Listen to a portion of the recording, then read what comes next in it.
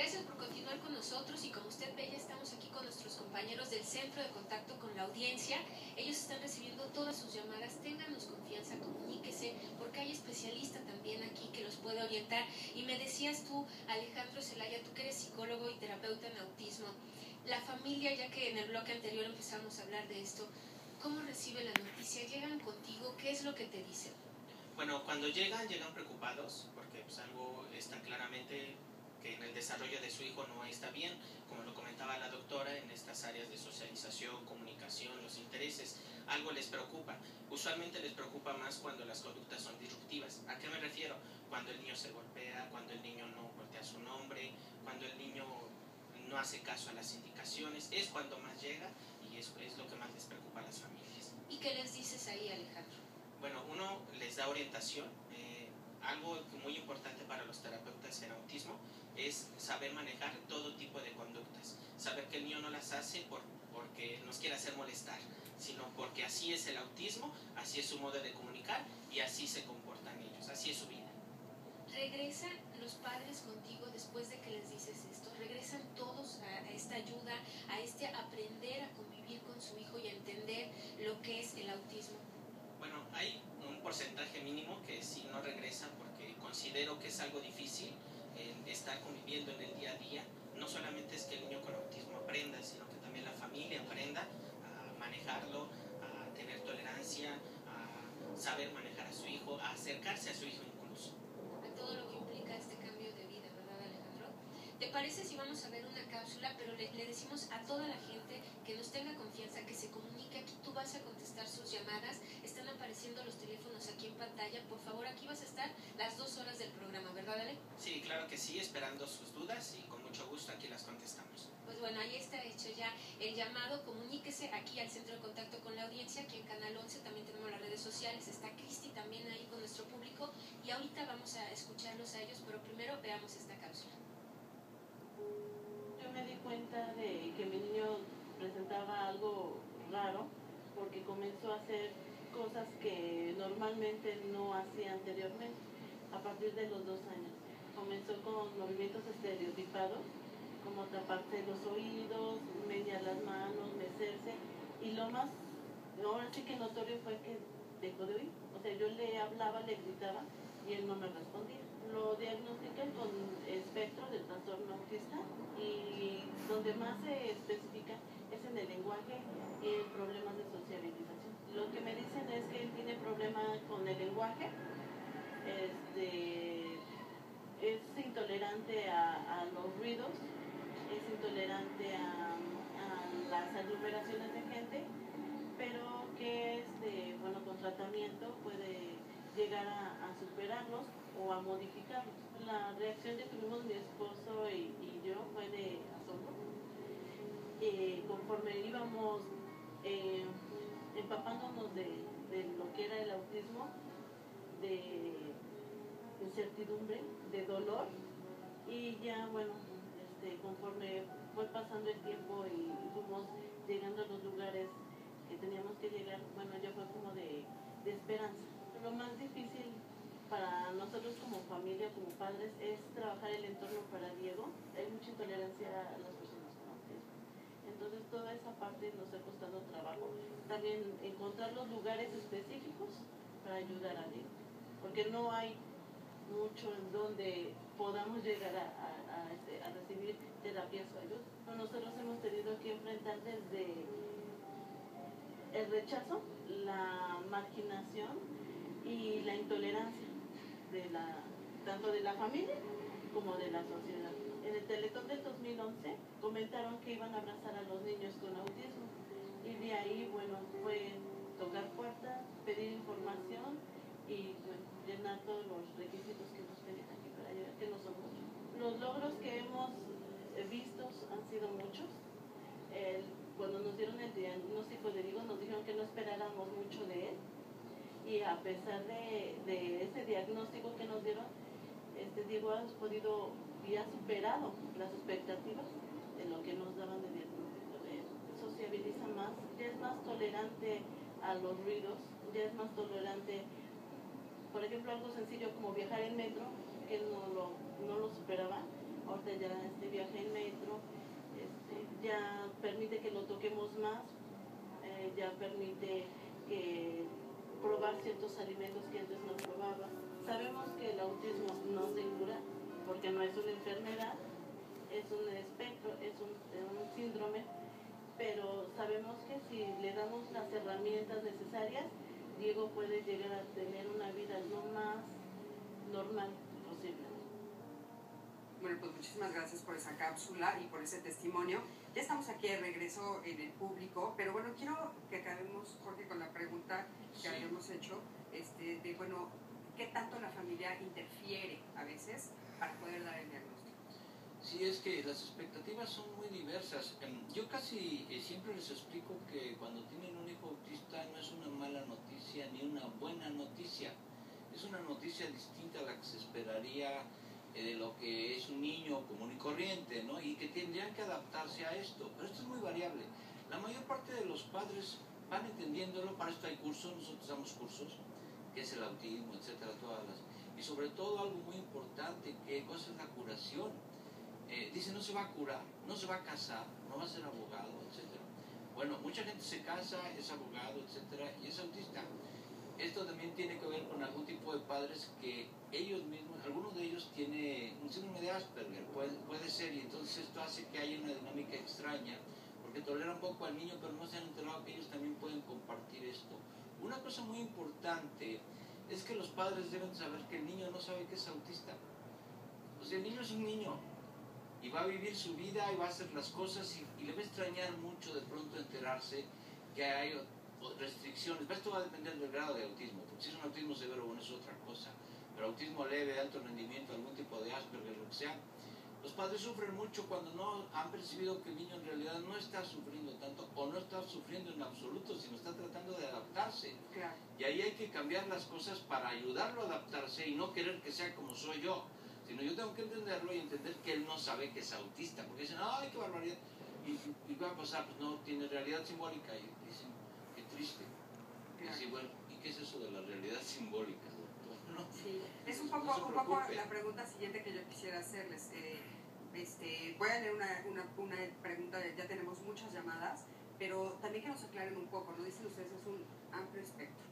O sea, ¿qué es las personas que no estamos familiarizadas, que no tenemos un contacto con alguien que esté teniendo autismo? Bueno, entonces nosotros estamos en la duda absoluta, ¿no? O sea, ¿qué es esto que ustedes llaman un amplio espectro? ¿Cómo se divide? ¿Qué es lo que está pasando ahí? Si quieren ir pensando la respuesta mientras les leo esta de Yasmín Loera Caballero, dice, ella habla desde Carolina del Norte, Estados Unidos, saludos a toda la República Mexicana y por supuesto Estados Unidos también, a todos los que nos ven hasta allá. Tengo un niño de 3 años con autismo y vivo en Estados Unidos. Va a entrar a la escuela, pero las clases son en inglés. Quiero saber si será capaz de hablar 2 idiomas. Depende del tipo de autismo, habría que cuantificarlo y caracterizarlo. Hay autistas que pueden hablar 9 idiomas. Yo conozco una persona que habla 9 y habla sánscrito, árabe, hebreo, etc. Pero esto va a depender del tipo de autismo que tenga. Entonces no se puede dar una receta general para el autismo porque no es un solo trastorno, sino es una variedad de alteraciones del desarrollo más o menos difusas.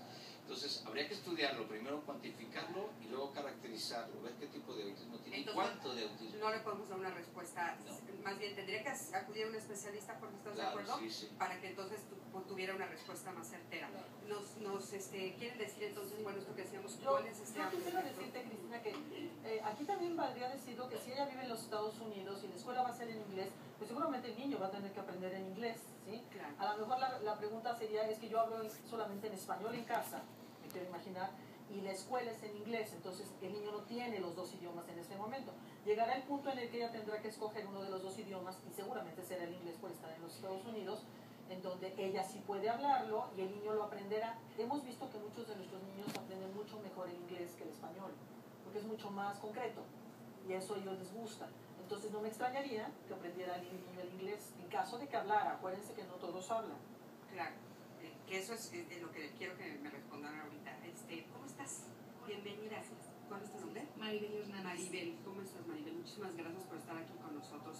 Oye, tú tienes a un hijo que tiene Autismo, ¿Autismo? catalogado solo como autismo. Solo como autismo. Él tiene 5 años, se llama Alexander. Oye, ¿cómo fue que tú identificaste que tenía algo? Bueno, mi hijo de inicio, mis hermanos eran los que me decían que veía algo raro. Es nieto, que subíamos el volumen de la televisión y él no manifestaba ni voltear a verla ni alejarse por el ruido, por ejemplo.